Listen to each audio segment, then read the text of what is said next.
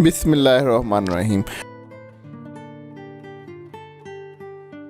अपने अंदर परिंदे जैसी आजिज़ी पैदा करो जो आसमानों की बुलंदियों को छू कर भी गर्दन झुका कर रखता है। बेशक अल्लाह को आजिज़ी पसंद है।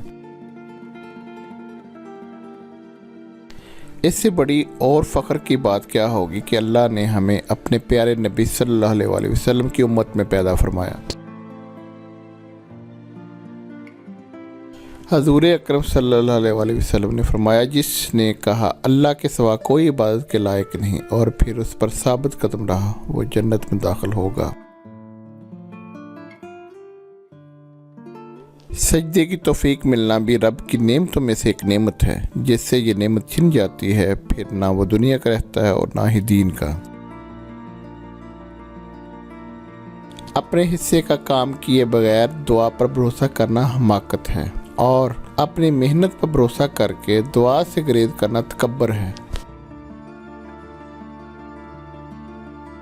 खूबसूरती के बेहतरीन राज। हाथों की खूबसूरती के लिए अपने हाथ से सदका दें। आवाज़ की खूबसूरती के लिए कुरान पाक की तिलावत करें। आँखों की खूबसूरती के लिए अल्लाह के खौफ से आंसू बहाएं। चेहरे की खूबसूरती के लिए वज़ू करें। मेरे पास मददगार तो क्या, कोई मदद का वादा करने वाला कोई नहीं था। फिर कुरान पाक खोला तो अल्लाह ताला वादा कर रहा था कि हर तंगी में फराखी है। मैं रो पड़ा। बेशक अल्लाह अपने बंदों को कभी तन्हा नहीं छोड़ता।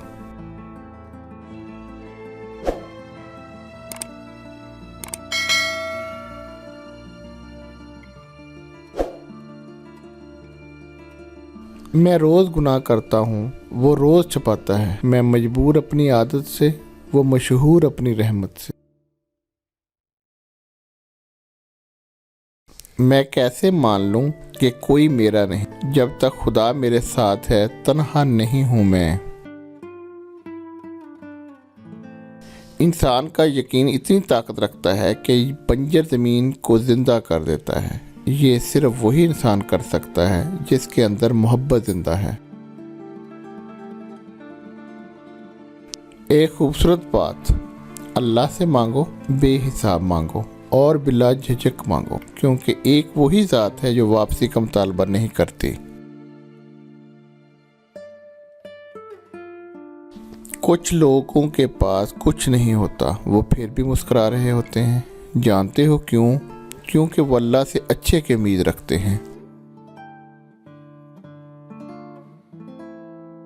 एक गैबी असूल ये भी है, तुम जो तकसीम करोगे उसकी तुम्हारे पास फरावानी होगी, फिर चाहे वो दौलत हो, इल्म हो, मोहब्बत हो या आसानियाँ।